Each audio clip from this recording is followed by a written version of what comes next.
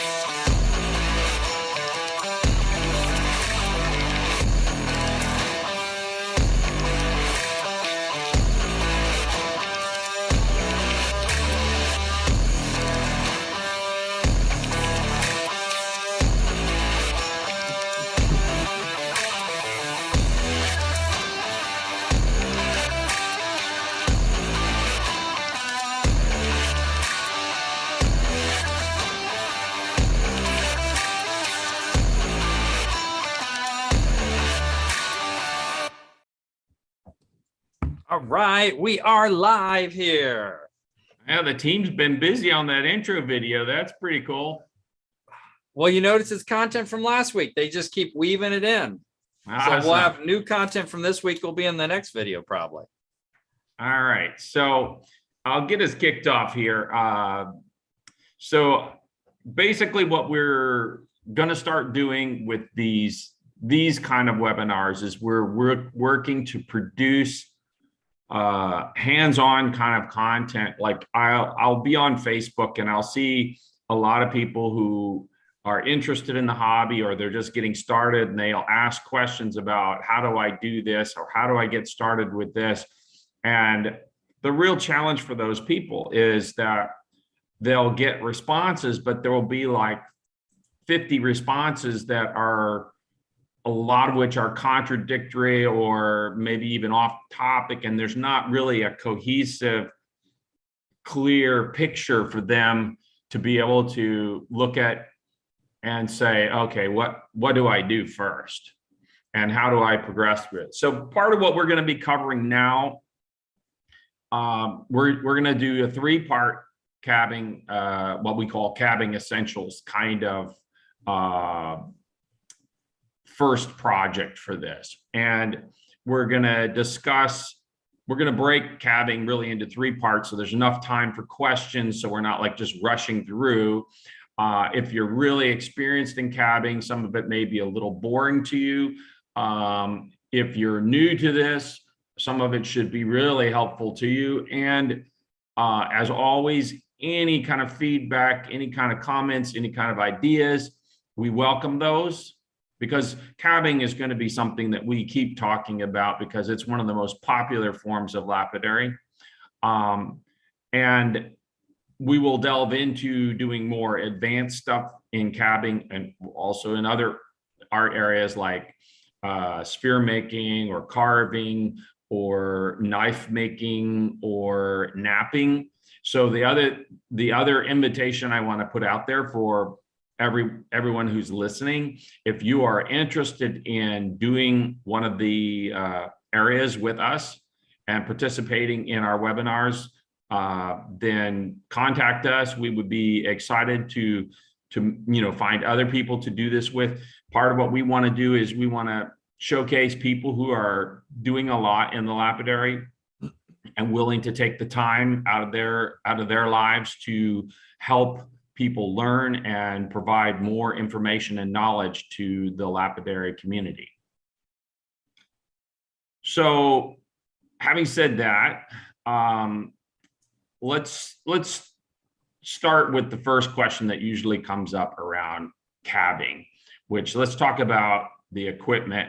We won't get into a bunch of detail. We weren't not going to do a what's the best cabbing machine kind of thing. So Mark, if we have that slide that shows the equipment and basically and then Russ, part of what I would like to hear you talk about is with your setup, what do you consider for the kind of work that you do like the ideal setup? Okay. Well, I mean, for me, ideal is to have enough space for one. I run machines that they're rather old school, but they are, I'm able to have a good gap in between the wheels so that I can do, larger cabs, larger freeforms, hearts. Some of the newer machines, I mean, the wheels are so close together, you'll never be able to do some things. So Right. So what's your wheel spacing? right now, about 1.25 inches. Okay. Yeah. So I've actually, Well, kinda that was a retrofitted my machine. big consideration when I designed the CBA, because I kind of have the same background as you. That if I'm doing a bigger piece and I lean it over and I clip the wheel beside me, then I put a big notch in it, and I'm like, then I'm pissed off. So when I did this this machine, I was really working for keeping the center of it small so I can have a lot of shafts sticking out on the sides. Now, are you running, Russ, are you running 8-inch wheels or 6-inch wheels? 8-inch. 8-inch. Definitely 8-inch. Now, why do you run 8-inch wheels over 6? Again, it's a spacing thing. Longevity too of the wheels. And I get a little bit more out of it. So you'll find an 8-inch wheel is going to last longer than a 6 because it's got more surface area. Well, I mean, for the most part, the space was always the issue. Finding a machine with a 6-inch with enough space in between, you couldn't find them. So it kind of put me in a position where I'm going 8 no matter what. Hey, Marika, you can drop that image back down. There we go. So, yeah, because I did notice, like if you look at the comparison between like a Titan and a Genie, the Genie, the wheels, that's a 6-inch, the machine, the Genie of the wheels are a lot closer together. Yeah.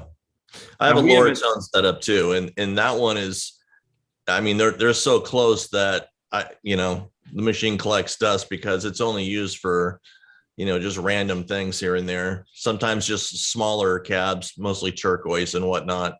Right. So I run my bigger machines. Now in trim saw, what size trim saw are you running?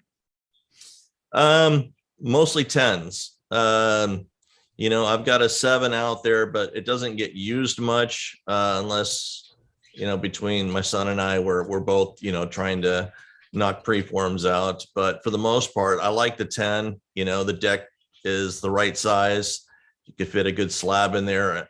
You can also trim down stuff, anything from agates all the way down from, well, I try not to do baseball size stuff, but yeah, it happens. So Mark, why don't you talk just briefly, John? Why don't you guys talk about what is a trim saw? Like, is that because that's what I was going to do. I was going to pull up the image of a trim saw. So for people who aren't familiar with the lingo, they can see what a trim saw looks like.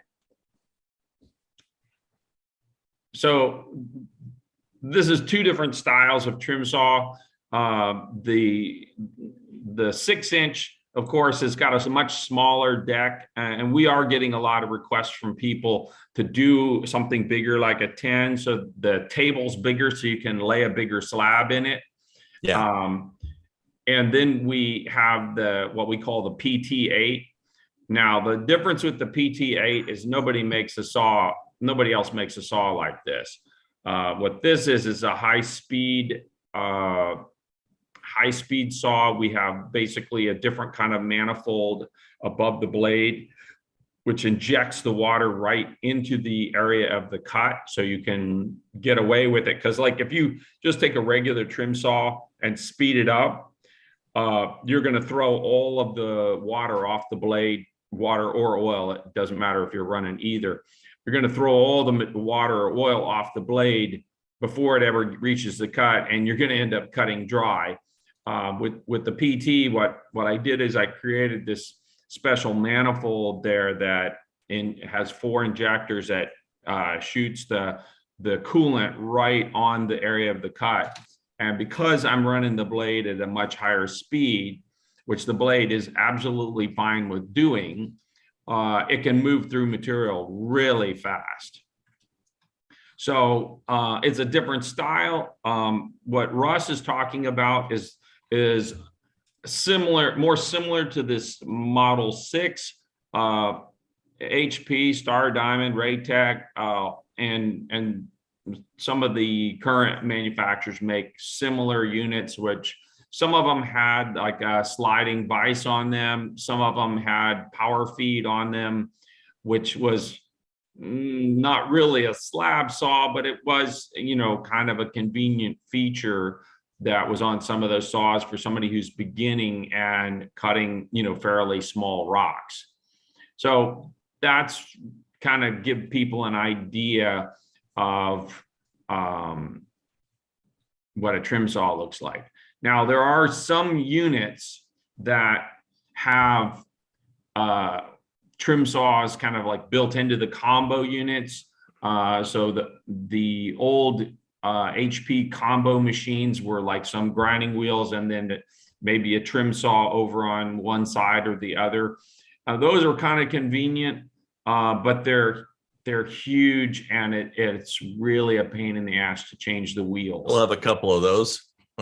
Yeah, I started with them, and every time you go to change wheels, it's like, you know, you're going to spend the whole afternoon to change 2 wheels. And that's one of the reasons why we aren't building something like that now, just because it's not, most people don't want to spend their time working on their machines. They want to spend their time cutting on their machines.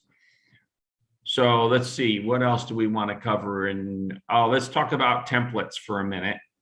And then Russ, I want to talk some about like how you select slabs and how you lay out a slab, those kind of things. Sure. You got your pictures of your templates up there? Yeah, it's coming here. So basically, I mean, we make a series of templates for people that want to do templated shapes, because they can be really helpful. Now, I was talking to Russ earlier, and like guys that are really experienced will do a lot of work where they actually don't even use templates, because if you're cutting more designer type cabs, you're not cutting ovals that need to be calibrated to fit, you know, a standard size setting, then you can do that. And typically for beginners, it's much better to be able to use a template, because it gives you something that you know, as you're training your eye and your hands to cut, you know, a shape, if you've got some lines to work with, it can help you a lot. So when you're teaching somebody, Ross, do you start teaching them with templates, or do you teach them freehand, or, you know, what's been your approach to that? I think we always start with templates. You know, not only templates, but even when you're somebody starting out, I'll even teach them how to mark the girdle on there, so that they're actually learning how far to dome over, because you know, all these kind of go hand in hand. You know, utilizing templates. I still use templates, but for the most part, it's I see something in a part of a slab that I really like, and I will slap a template over there to see if it covers a certain area, or if it, you know, if I'm missing something. Or sometimes we'll even lay out a template and still kind of free form around it. You know, rocks are rocks. Sometimes even if you use a template, something's going to happen, and you're going to either get a big chip or even a little bit of a break. And guess what? You're going to design on the fly anyway. So, right. But, you know, these examples here, utilizing templates, you know, I prefer to really cherry pick the best spots of a slab, and utilize, even if I'm gonna waste the majority of it just to get a really nice cab out of there. On the other hand, when somebody is first starting out and they don't have a good supply of slabs, maybe it is to their benefit to try and utilize as much while they are learning, and lay out a bunch of templates and try different shapes and see what they can get out of it. And let's just touch base on that. When you're basically picking a piece of stone, I actually put that image back up there, because I think we're still on that conversation. So like in this piece, this is a piece of Tiffany stone. Sometimes it's called Bertrandite, comes out of Utah. And if you look at the stone fairly close, and Tiffany stone is notorious for this anyway, you can see that it's got some fractures in it. And then there's areas of the richest color, which on the right-hand view, you've really focused on picking two or three pieces, one with the most interesting pattern on the far right, and then the other two, you're really focused on the best color. Yeah. And knowing Tiffany, though, also, just like you were saying, that white is going to be more porous. It's going to be softer. It's not going to be as nice, and it's not going to take a nicer polish. Yeah. And that's one of those things that you kind of learn as you go, experimenting and experiencing all the different materials. So it's all trial and error. So yeah, the one on the right side is something that I would have marked up for myself.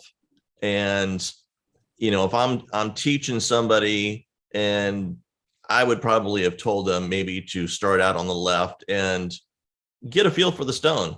Those white areas actually are going to be soft, and it's going to be a little touch and go on some of those. They might not actually make it through the cabbing process, but they're going to get the experience from it. Yeah, well, one of the things this also kind of brings to mind is that some people, when they look at a piece of material, they'll look at optimizing it from a maybe a little bit of a commercial kind of thinking, where they think that, like if they get more pieces, then they, they'll have more value. And it kind of depends on the quality of the piece, because if you have a piece that's got that super rich purple color and it's real solid and it's got a great polish, that piece is going to be way more coveted than a piece that's kind of like a 50-50 purple and white. And the same is true. I mean, it doesn't really matter what stone you choose, unless it's maybe obsidian, because obsidian is pretty much amorphous all the way across. But part of what, as I am teaching people, what I always advise and guide them to do is to be picking to cut for the piece that is going to be the most satisfying and highest quality piece, which is going to ultimately have the most value, whether it's in your collection or whether you take it to a show and you want to sell it. Because there's a lot of mediocre cabs out there that, like as people are cutting, they'll cut a lot of stuff that's mediocre as they're learning. But if you strive to select for the best, and that's where the templates are nice, you can lay out on the stone, you can kind of see what the piece is going to look like. Yeah. And it can guide your eye in how to cut it. And, if you're starting, don't start with the most expensive material. Don't start with the cheapest material either, though. Yeah. Start with something that's in between that's going to give you a really satisfying result. What would be a good example of a good starting material to use if you're starting cabbing and you want to? Jasper. Yeah. Jasper. Yeah, because if you got something that's too soft, that could almost be, the that could be a tougher task to try and work with Yeah. something soft than it is hard. And then again, working on something hard, like let's just say a Brazilian agate, something that's going to, give you a big headache trying to get scratches out or something. That would be kind of a nightmare for a novice coming in, not knowing what to do. Jaspers are always, kind of run of the mill. They're pretty standard, all of them. And, it's pretty easy material to work with and stick with us. And usually the, Jaspers too, they don't have a lot of fluctuating hardnesses in it either. Right. Finding stuff that's going to undercut, I would say that would be somebody more in the expert region to know how to deal with stuff like that. And that's just, again, experimentation and getting behind the wheels and learning the different materials. Right. So I see Frank has asked the question, is a 1/4 inch width on the agate jasper a good starting point for the slabs? Yeah, that I think is pretty much industry standard, right? Well, that's actually a great question. And why that's a great question is sometimes people will go out and they'll go to Quartzsite or Tucson or their local rock club show, and they'll be digging through boxes of slabs that somebody has put out. And one of the things that we want to caution people for is that sometimes you'll pull out a slab and the slab will be kind of pretty, but you look at the slab and it's like 3/8 of an inch thick. And that means to get it to be a normal cab size, you got to grind off 1/8 of an inch on the front. So picking a slab like that, if you're very proficient and you look at the material and you go, wow, this is a really nice slab, then you can know what you're getting into for grinding. But if you're just getting started picking a big, thick slab, or vice versa, if somebody's got little 3/16 inch thick slabs that are too thin, you're never going to get a nice piece out of those. So unless you're cutting little tiny earring pieces. So picking the slabs, when you're buying slabs, picking slabs that are a proper thickness right around that 1/4 inch mark is really important. Yeah, the too thick of a slab also, the big thing is they come up and they see this beautiful slab and it is, like you said, 3/8 or more. By the time they do grind it down, they're going to probably end up losing the pattern that they fell in love with in the first place. Right, because they're going to take 1/8 inch off of it. Yeah, and there goes that picturesque scene that they were looking for. Yeah. Susan saying she loves working with Maligano and lapis lace. The Maligano is a really nice, consistent hardness jasper. So it's really good, and it's got a great pattern too. So it's got a really good kind of material for starting with if you're not that experienced in cutting cabs. Or something else I was just thinking about. And you guys are going to talk about wheels and grits as well for different types of material. Yeah. So I'll come back to whatever I was thinking about here. But let's talk about wheel grits. Let's start with the 3 different kinds of wheels. So you got sintered wheels, and basically what a sintered wheel is a wheel with a layer of diamond matrix, which is, I think on our wheels, it's right around 7 or 8 millimeters. It's pretty thick. We have the thickest sintered wheels around because I push the guys that do those for me for a thick, matrix. So that's a sintered wheel. Now, and why does that thickness matter? The advantage to a sintered wheel is that as you're using the wheel, which you have to be a little bit more mindful about how you use the wheel, because you want to work across the face of the wheel. You don't want to just get right in the center and just grind in the center and ignore your sides. But that layer of diamond is 7 millimeters thick, which means that wheel is going to last a long, long time. And the thing about sintered wheels is a sintered wheel that's 2 years old cuts just as sharp as when it's brand new. Now, if you compare that to a plated wheel, of course, the cost of a plated wheel is lower. What a plated wheel is a steel ring that's on this hub, the center hub. The steel ring has a diamond plated layer on it. So it's only one layer. And when you wear that layer out, the wheel is done. Now, the plated wheels are pretty decent nowadays, so you can get a lot of mileage out of them. And they are a lot cheaper than the sintered wheels, but the sintered wheels have come down in price a good bit because, you know, diamond tools are much more of a commodity now than a specialty item. Like, you know, when they first came out, they were very much a specialty item. And now, you know, it's much more of a commodity. And then the third type of wheel is what we call a resin bond wheel. Now, people love to call them Nova wheels. Nova wheel is a trademark of Diamond Pacific, so you won't see us calling ours Nova wheels. I can't believe that Diamond Pacific hasn't tried to kick Johnson Brothers' butts about that, but they let it ride, so it's not really my concern. But what a resin wheel is basically a belt with a diamond coating on it, and the diamond's impregnated in usually it's urethane based. So that outer layer is like a belt, so it can flex.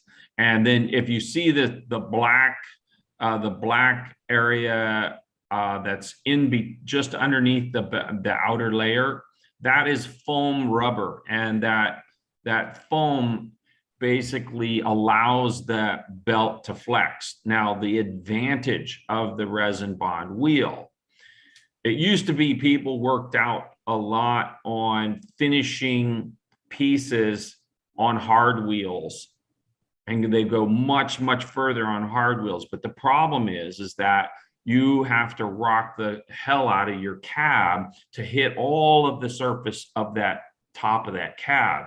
And when resin wheels became a thing, they were better than like a sanding belt because it's diamond, and they would allow you to push that cab into the wheel, and you have a much more surface contact that would blend in the surface much faster and remove scratches faster.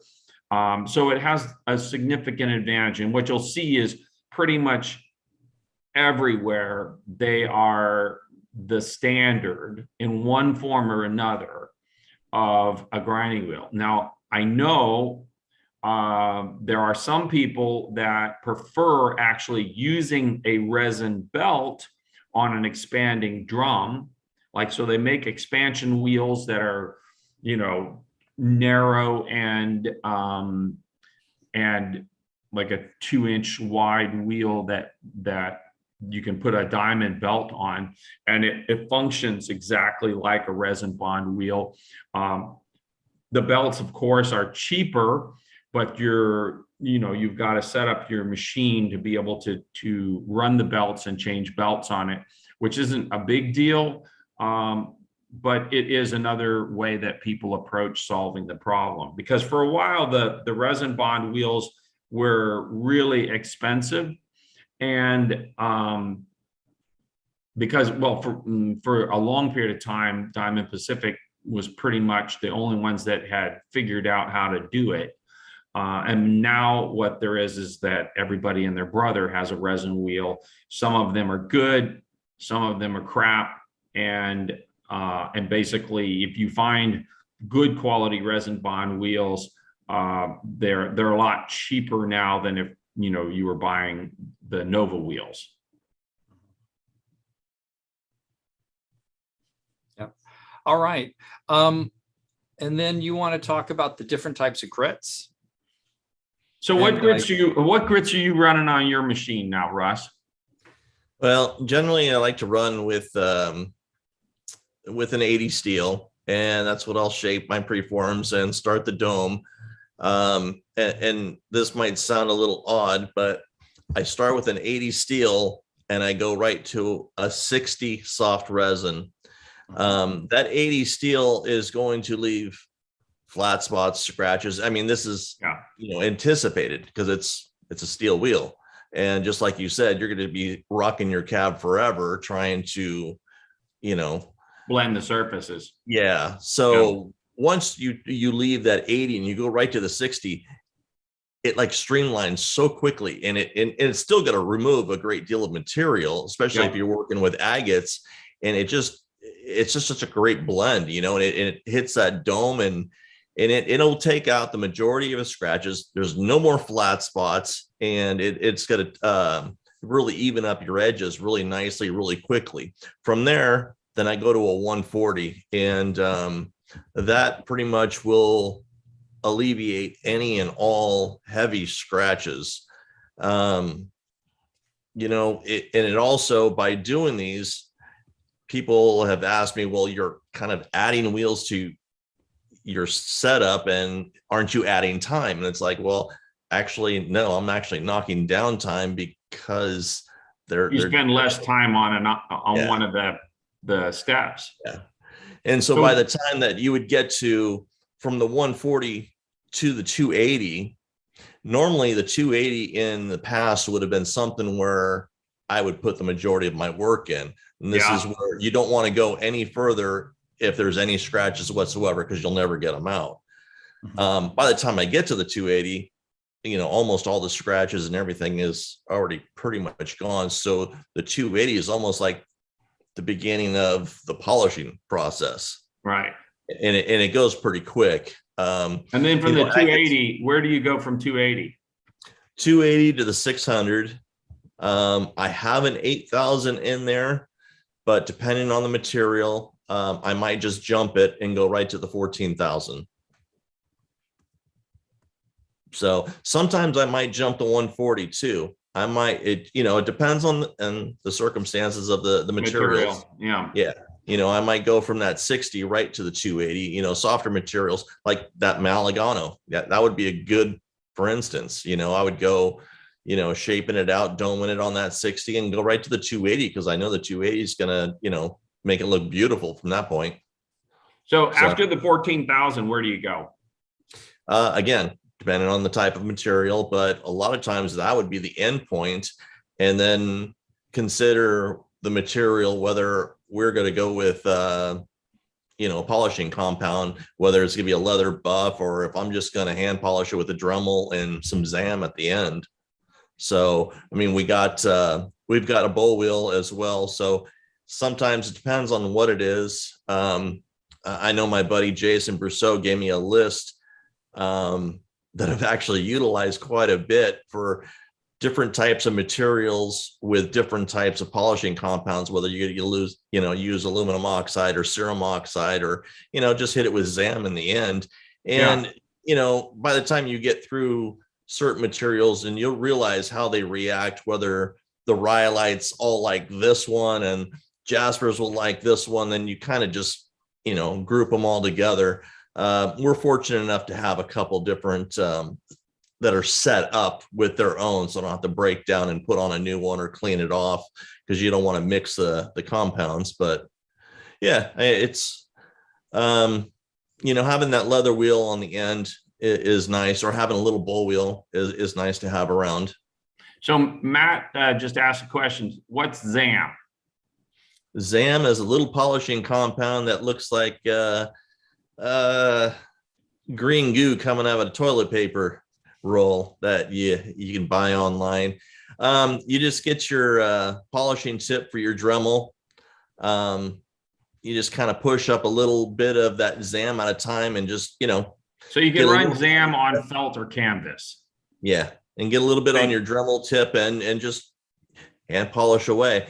It's going to go on kind of like waxing your car. It's going to leave a little bit of a white residue. And as you keep going and it's adding heat, it's just, the shine will just start coming right up. So in in the later, I think we've covered this in part 3. We're going to talk a lot more about polishing in the part 3 of this.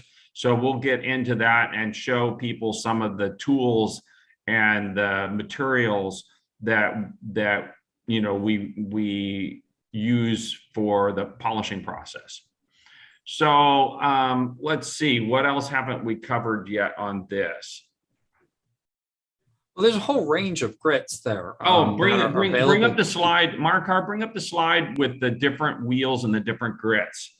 So basically, this is what we do on the centered wheels. We have 60, 80, 140, 220. Now I can tell you this, the 60s and those, if you are inside in the wintertime and you want to do some knocking your corners off your preforms on your spheres, that 60 grit is wicked good for that.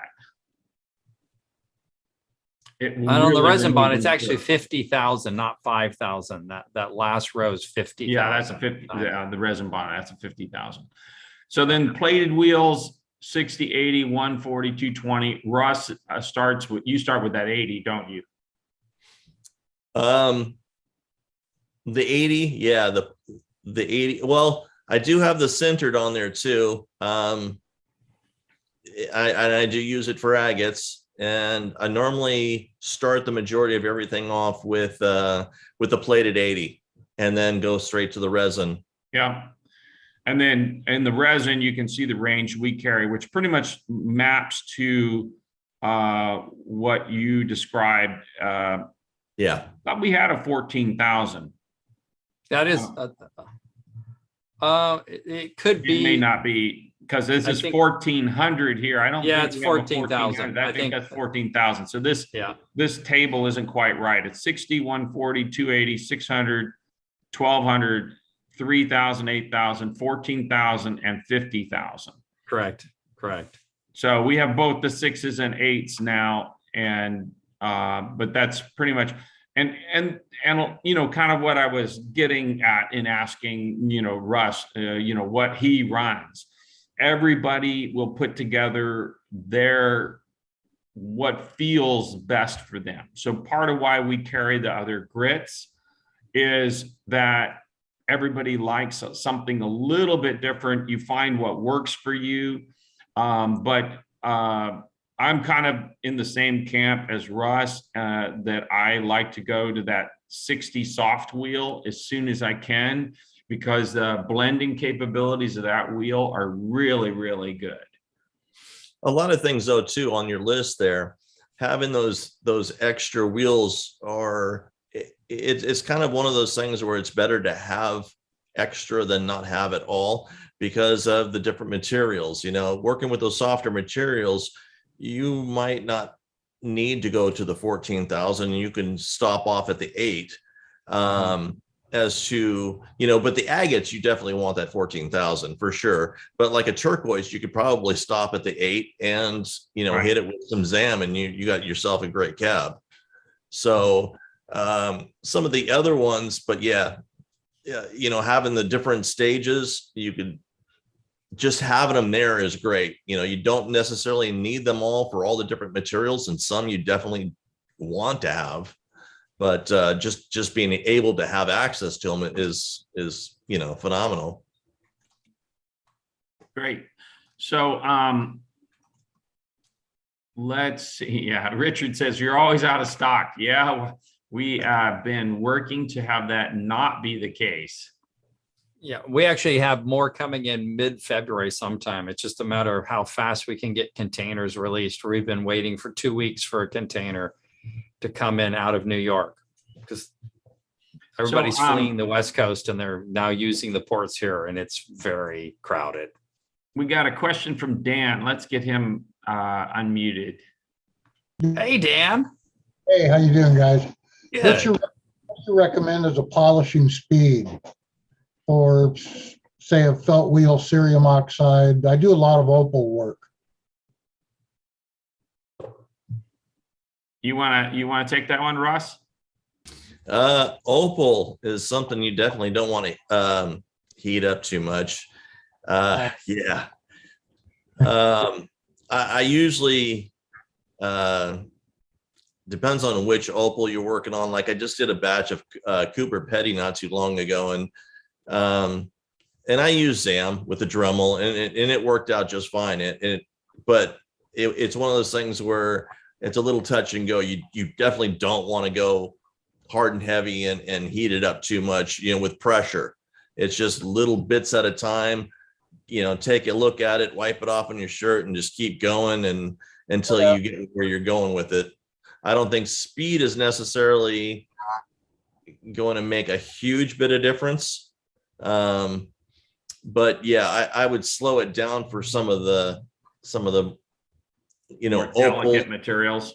turquoise, some of those more silicated chrysocolas too is the same thing as like an opal. You get an inspiration mine in there, and that it looks great when you first finish it, and you could set it on the table, and as it starts cooling down, all of a sudden the fractures just start to show. And it was a matter of heat, so you got to try and keep as little heat on it as possible. Oh, I've been cutting it since I was 17, and now that I'm in my 20s, yeah, everybody's laughing. Okay, yeah, it was a joke. But no, I've cut all kinds of opal for many, many years, and Ethiopian opal, I've got a piece right now, weighs in at 35 grams, and it's absolutely stunning. That's great. Yeah, but I'm having a heck of a time with it. I put it aside so many times because I'm not sure how I want to cut it. The one thing that I'd like to do though is in the cabbing process with some of those, especially like the Wellos, we'll keep a little tub of you could just use your cutting oil, the mineral oil, and in between each stage, let it breathe, because as you're using the wheels, the friction is actually building up heat inside that stone. So just sit it in the oil for a little while, go on to your next cab, and then come back to it. Give it a little breathing room and let it cool down in between each stage. Yeah, I've never heard anybody say put that in mineral oil, especially Ethiopian opal. You can use cold water. Well, I use cool water. Yeah, it's the only thing I'll work with in opal or keep them in. If you look at opal, Australian opal is like stacked spheres if you're looking at it under a microscope, and Ethiopian opal, is stacked tubes. And they are hollow. And that's why I never use recirculated water, because you can actually get dirty water down inside those tubes. Right. You will never get it out ever. So Yeah. I've got a complete system that I've modified at Diamond Pacific, plus a couple machines I built. And yeah, fresh water on all my stonework, anything like that. But I do a lot of sculpting. Yeah. That's great. Good to see you here again, Dan. You keep us updated on the progress of those tooling that you're making as well. Yeah, I screwed up the other day. I rotated my mold. I didn't have my arrows lined up, and I got out of alignment my shafts, and so yeah. Throw these away. Yeah. But yeah, there's also a little tool that I made up that is an air and water mixture, and I hook it up with my compressor, and it's hooked up to water, and I have valves on it, and it has one tube coming out, a flex tube, and that blends water, creates a spray, a mist. And when I'm sculpting with, say, a die grinder or something, because I don't use Fordham's, I'm all pneumatic now, and more flexibility that way. But yeah, I'm spraying it with that mist, and I can regulate that pressure of air that's coming through there, the amount of water. And it's a very simple tool to make out of 2-inch solid brass stock. Just cut it 1.5 inches thick, and then drill it, port it, that kind of thing. Well, that's cool. Yeah. Hey, thanks, Dan. Hey, to blast away all that, as you're working with it, but it doesn't get in your vision. It doesn't become a problem.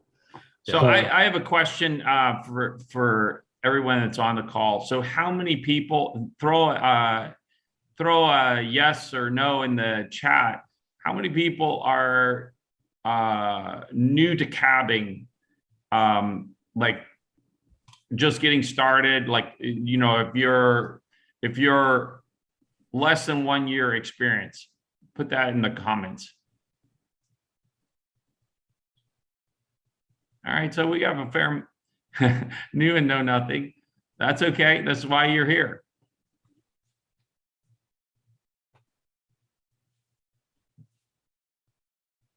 Pandemic hobby. I love it.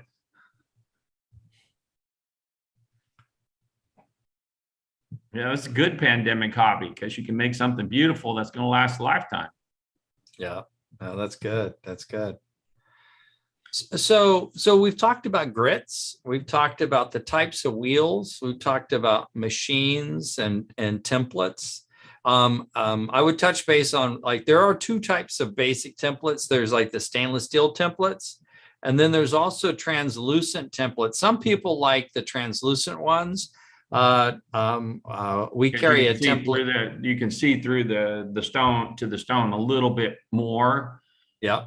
They don't last as long, but that they do have the advantage of being able to see through them. Right, right.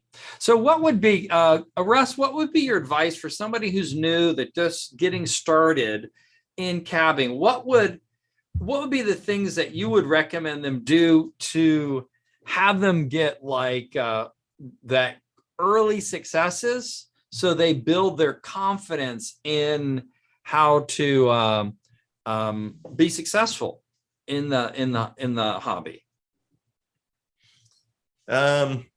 Well, just getting taught some of the right ways up front and getting things done in a proper manner. I guess YouTube's a great source. You could probably find a million videos on it, but I don't think anything beats trying to find maybe even a local club for somebody to actually go and get firsthand experience next to somebody who's been doing it for a while, and give them a little hands-on.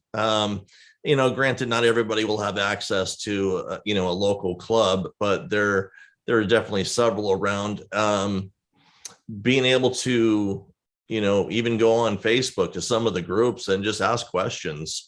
But you know, I think we've had this conversation once before, and I think John brought it up earlier. You know, you might find yourself some beautiful specimens that maybe you've collected for 20 years, and all of a sudden, hey, I want to go cab and let's start on this. No, I would say, you know what, hold off and find something a little bit more mediocre to get your hands wet with and try things out. And then, and, you know, work your way up to those nicer slabs. Right, One of the questions that just got brought up was around dopping. We're gonna cover dopping next week. So we'll get into dopping and rough shaping the stones. Okay. Basically, what Russ is going to do is he's gonna take some stones and do some progressive grinding, so then we can have pictures of those and we can show people how he steps through. Now, eventually, kind of around that question that you asked, Russ, Sherman, eventually what we're going to be doing is we're going to figure out the way to get a camera set up. So then when we do a webinar, we're going to live cut a stone. So you can be sitting beside us live cutting a stone and taking you through all those steps. Because a lot of people don't have access to a club or don't have access to somebody who has a machine that's near them. And what we want to do is we want to bring that to everyone. So if you don't have that we have that. And then of course, like all our webinars, we post these up on YouTube so anybody can watch it at any point in time to review and be able to refresh their knowledge from watching the video over again. Right. Hey guys, we have a question from YouTube to Don. So what are your thoughts on speed and compound? On what? What are your thoughts on speed and compound? The compounds using for polishing? basically, for most cabbing machines are running at about 1,700 RPMs. They run like the motor speed. So for an 8-inch wheel, that's pretty ideal. I am toying with the idea of making our cabbing machine variable speed. I have not worked that all out. I think there are some advantages to that, because when you start polishing, running 1725 is a little fast. I don't like it as much because you generate heat really fast in the stone. And even if you're polishing agate or jasper, you can get the stone on a 1725 on a flat leather disc, you can get the stone to craze. So like if you're new and you just crank into it really hard, and certainly if you're doing something more delicate like opals, even if it's a common opal, you can introduce fractures. So most polishing setups, like if you look at our wet belt sander, it's got a leather buffing wheel on the side.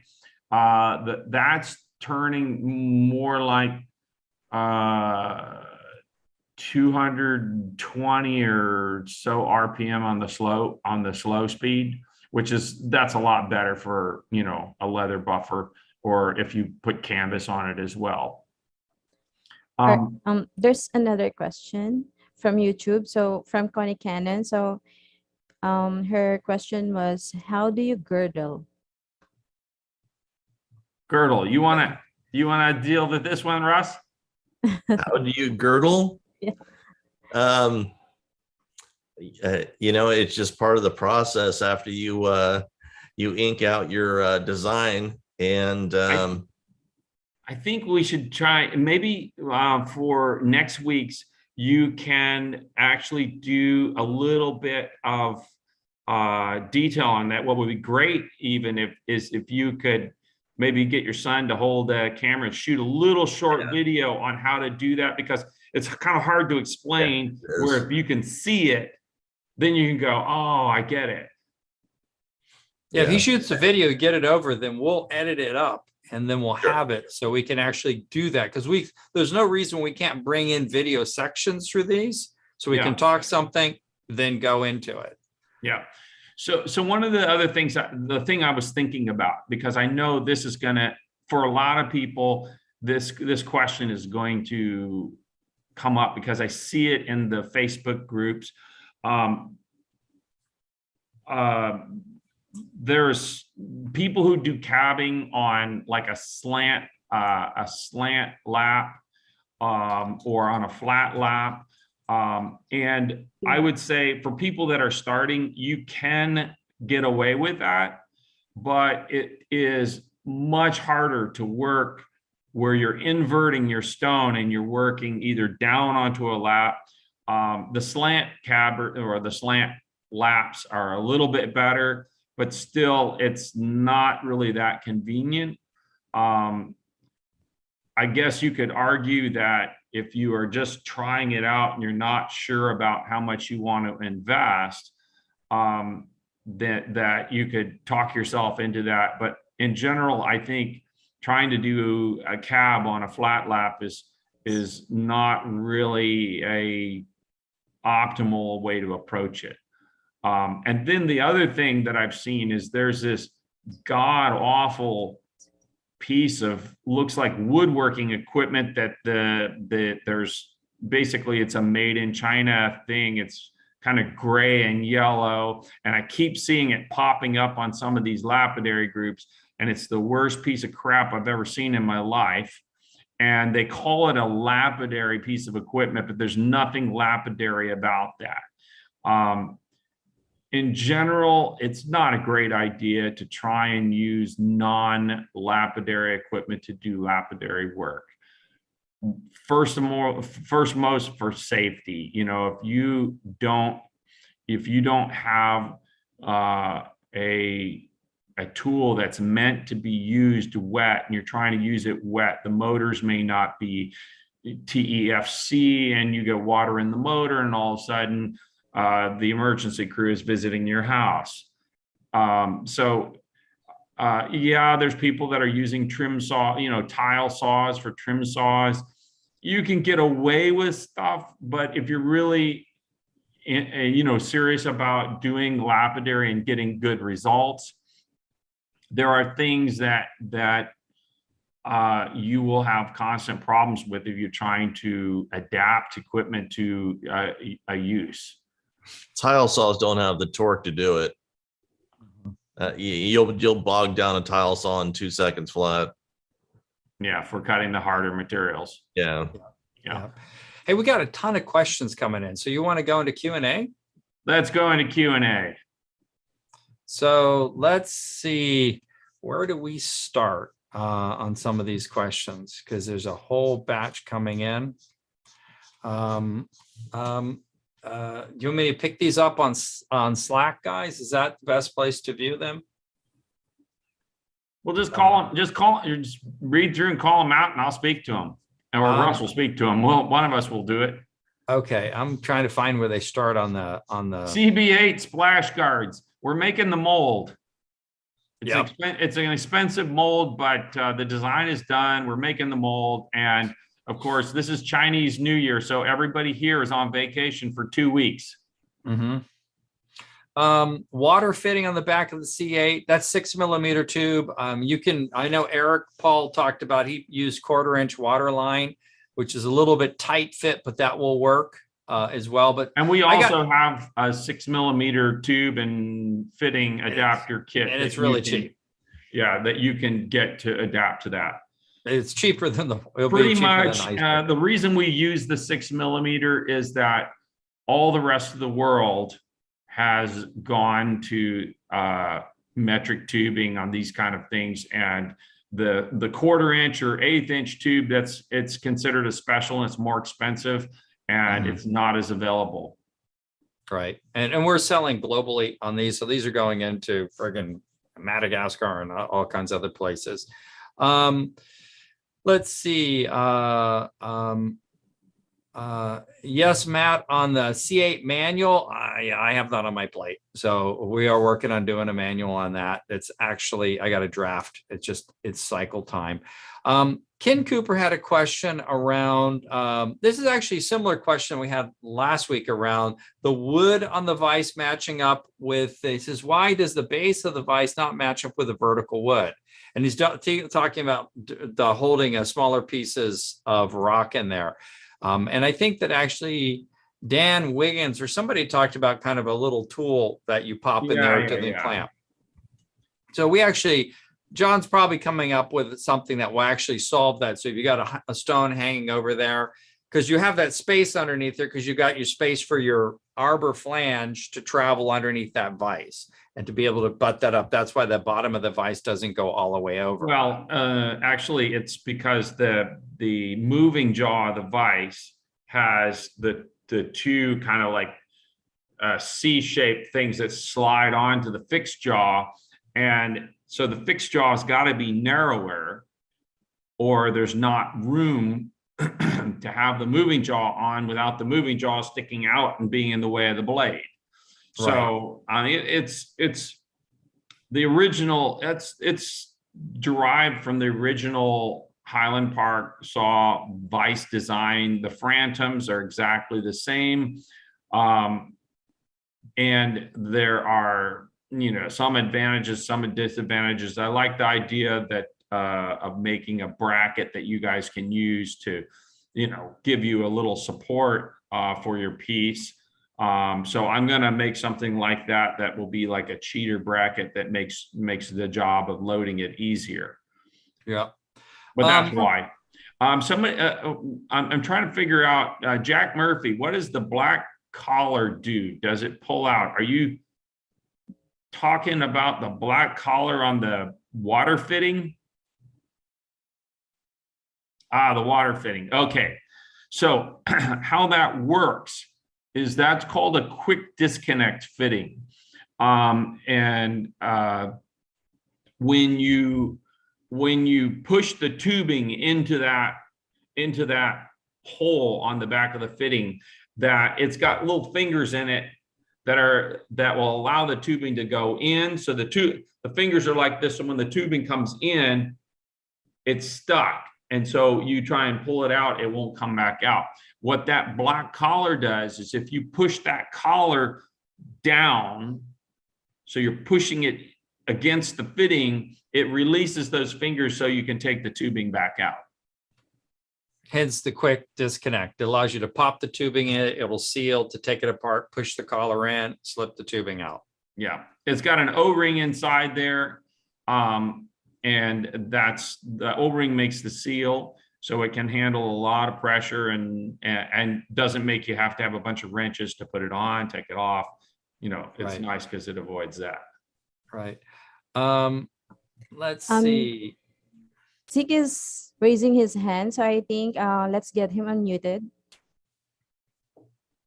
Zeke. How's it going? So while you guys are doing this cabin video, I'm sitting here setting up my CB8. I have these little fittings right here. I don't know if you can see that. It's the Yep. little valves that go in here. When Yep. I bought this machine, because I bought it used, the guy had taken these out because he didn't like them. Is there any way I can just order just these pieces? Yeah, Absolutely. Or how have do I them in stock. replace that? Okay. I could not find those on the website. And then I had another question. If you guys could do a video on doing all the maintenance, like taking apart the manifold on the CB8, that would be awesome. Yeah, that's a great idea. I actually have one I have to put together. So that will be the video that I'll use. So team, make sure that I get that down as a video to shoot. That would be easy. It'll have to happen when I'm back from Arizona, because I go there tomorrow, but we can shoot a video. I'm like 6 a.m. I'm on a plane. Yeah, so that would be awesome. Much early appreciated. out. Yeah. Yep. No, definitely get you hooked up there, Zeke. You can get it done tonight. That's doable. So what Thanks, other guys. questions? What other questions do we All right. have on? Yes, we have the- another question from on Phil cabbing. Krotz. Yeah, so to Russ, so can Russ talk about the dapping the cob raft on a dowel nail, basically the getting started.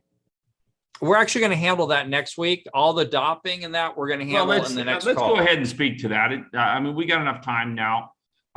We got a couple minutes left here. So the dopping, there's several different methods of dopping, and we'll get into it and show you some photographs of the different styles. What you'll hear people talking about is dop wax and using a dowel or a nail. And then we have a thing that we call a Dop Pro, which is a dop handle with basically a way of interchanging the stones quickly. And we actually use super glue in our operation. That's all we ever use is super glue. Now there's other people who say Gorilla Glue. I mean, you know, like pretty much everybody's come up with some solution. What I would say is this. I'm not a proponent, and Russ, where are you at on dop wax? Not a fan, not really a fan. Yeah, You know, when something it's- becomes seasonal, it's time to find something that's a little bit more permanent. You know, when the winter hits and your shop's getting cold, you can't keep a stone on a stick in the machines when the water's that cold. Yeah. Forget it. It's not going to happen. Right. So basically with dop wax, you have to have a little dop wax heater. You need a way to heat your stone, and then you apply the dop wax to the stone and shove the dowel or the nail or whatever you're using onto it. It's a really old method. There's people that still feel that they have to do that, but I won't mess with it because I've had too many stones that, you know, like if the stone is too hard or maybe a little too porous and has picked up a little oil from the cutting process and the dop wax doesn't stick to it, or like Russ was saying, if the temperature is cold, then you have a much more likely chance of the stone coming off while you're working on it, and then your stone gets damaged, and then you kind of curse dop wax. And I guess if you're doing it long enough, you get to the point where you go, why are we still using dop wax? So we use super glue. There's all kinds of super glue available. The thick stuff is nice. I use what's called an accelerator. So I put the super glue on, I give it a little shot of spray, and it cures the glue instantly. And I don't have to worry about the stone coming off. And so we'll talk more about that next week, to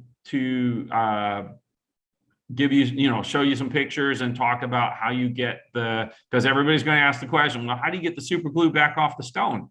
So we'll talk about that next week and show you how to do that. Let's see, are there any other questions we want to try and grab here? Like, everybody's definitely excited about. There's a gazillion questions still here. I'm looking down the Let's list cover here. some more. Yeah, we have from Wari. He said, how do you grind the notch in a heart shape? Oh, that's the top. Yeah. To do the cleavage on a heart is something that's it's difficult to put in words. It's something that I'll probably have to do a video on, because it has to do with rounding, going around the side of the wheels.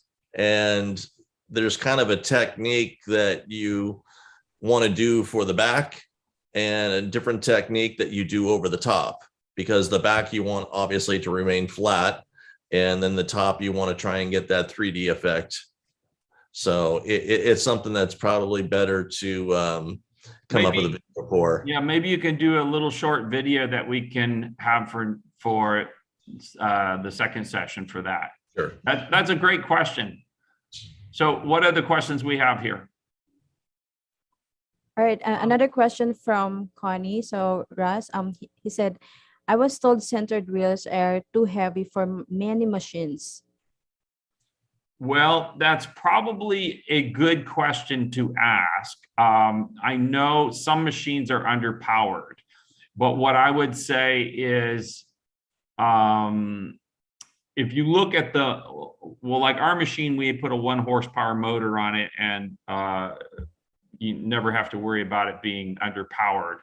I think I've got a 1/4 horse on one of mine with the centered wheel, but as long as I keep that centered wheel closest to the bearing, it's been fine. Okay. Because it's the weight. Yeah. As long as you keep it next to the bearing and not hanging off the side or in the middle of, your arbor, that I can see where it's going to pose a little problems. Right. Yeah. With more vibration, you mean? Yeah. Yeah. All right, so Dan is raising his hand, so I think let's get him unmuted. You were talking about machines that are in different trades that people try to adapt into lapidary. And there was a machine that was done for the dental, making dentures, and it's called the handler. And what it basically is a 10-inch diamond wheel with diamond dots all over it. And I picked one up at an auction for like $25, and then the wheel cost me $480. So it was kind of like okay, what did I get into? But it has a tilting base on it, or a tilting section that allows you, with a little table on top, and allows you to set any degree of angle that you want to have. And they're pretty cool machines, but only about 1/4 of it is exposed. So you're not able to have a large area in that 10-inch wheel to work. You will use all the wheel, but you feel kind of restricted, if you know what I mean. But the other tool I was telling you about with the air and the water mix, this is one of, I stopped the video, so I walked over and I got a piece, if you don't mind me showing it to you, some of the sculpture work of being able to use that type of apparatus. Do you mind if I show it? Well, where are we at for, I don't want to ignore all the questions that have come and be a little off topic here, Dan. It's right there. Okay. If you can see that, it's a manta ray family swimming. Oh, nice That's work. very cool. Nice. A coral underneath of the post, on the post to hold them up. But that's Nice all. work. Very nice work, Dan. That's cool, dude. Yeah, I got lots of stuff like that. But a suggestion too is now those manta rays are made out of black galaxy, which is a granite. And I can recommend to people if they want to get some stone to practice with, or they want to do stuff like that, go to a countertop shop, does stone countertops, and they're throwing away stuff. I mean, it's just like in a cabinet shop where you're cutting plywood, you've got leftover. Oh yeah, you got drops and that. Yeah, they don't know what to do with it, so they end up throwing it away or crushing it in the gravel. Yeah, I got some other questions here that I'm going to jump to here, Dan. One of the things that we're getting some requests on is also doing like a equipment webinar, like dive into like the bowels of the machines, maintenance, that type of thing, kind of thinking about what we do on videos, but doing it kind of a live interactive thing. So that's actually a cool idea that Phil was talking about. Richard, we're not showing at the Tucson show. I will be going there for a couple of meetings, but we're not showing at the show. We've been talking to a number of people, and I've just got a lowdown from one of our customers, and it sounds like attendance is a little mixed, and most of the international, a lot of the international distributors where a lot of our businesses can't get in. They weren't able to travel in. That's a big part of the Tucson show for us, is our international customers. Let's see. I have a question here on, this is a question around, actually that's a silver solder thing that John's sending me directly. Super glue, we talked about dopping. Did somebody ask about dressing that centered wheel? Yeah, that's a good one. Yes. Russ? Yeah, so go ahead, Russ. It was Caver Dave. I think he was asking about how to dress that centered wheel. You want to speak to that, Russ? I haven't had to actually do much. I mean, personally, maybe it's a little OCD thing of not using the center of the wheel, so I don't start grooving it. So I personally don't have the problem, and I haven't seen any issues having to dress that centered wheel, other than maybe a little bit of a sharpening with I might hit it with the silicon carbide block here and there, but other than that, I've never had any issues with it, quite honestly. It's not like the old green wheels, the back in the days where you got the silicon carbides where they start to concave in the middle. It doesn't do that. Well, I would say I have had problems because I've had people that work for me that will sit there and just hammer the middle of the wheel and use it for roughing domes. Like I do a lot of domed agates. So I'll get pieces of Mexican agate or Argentina agate that I want to grind a dome face on. And so it means we're removing a lot of material. If they don't work across the whole face of the wheel, then they'll get that. What's the worst is that they get a bumpy dish in the middle. And when you start feeling a little bump in the wheel, then you get the aluminum oxide stick, and you have to really brace your arm and take light cuts right in the area where the bump is until you can feel you're working the bump out. It's much better to avoid doing that by working across the face of the wheel. Like if you use the wheel more properly, then you won't run into that. But if you got people working for you, sometimes they just will not follow that, and you have to follow up behind them. Or if you got somebody that's young, like a daughter or a son, and they're working on it and they don't follow that, then it's easy enough to dress out. Then you are just getting the face of the wheel smooth again so you can work on it. Hey, Daryl and Laura asked the question, why don't the diamonds in a wheel get dull like on a slab saw blade? That's actually a great question. In a cabbing wheel, for a plated wheel, they actually do. A sintered wheel, it behaves differently. I have not seen a sintered wheel ever get to the point where it doesn't cut, which is why I'm a big fan of them. On plated wheels, I've had them go dead on me, and I have not experimented with doing something like pinging them. I think a technique that would probably be more effective, you certainly wouldn't want to dress them with a tin oxide stick, because you're just going to grind that one layer off and then you're done. I saw something a while back. It was a dressing wheel from an old Great Western saw. And what they did for the dressing wheel on that is they had a steel ball bearing that had a lever on it that bring it up against the back edge of the wheel and of the blade, back edge of the blade, and just run on the blade. And effectively what's happening is you're doing that when the blade is running. So you are pinging that blade because that bearing is really hard. And as it's rolling across the edge of that blade, it's fracturing diamonds. Now, what I believe is that same technique could probably work really well on waking up a plated wheel. Mm-hmm. I have not tried it though, but I would be surprised if it did not make the wheel cut better, which Right. I'm always interested in things that extend tool life, even if it means I sell less tools. I mean, people are going to buy rock then, so what, you know? Right.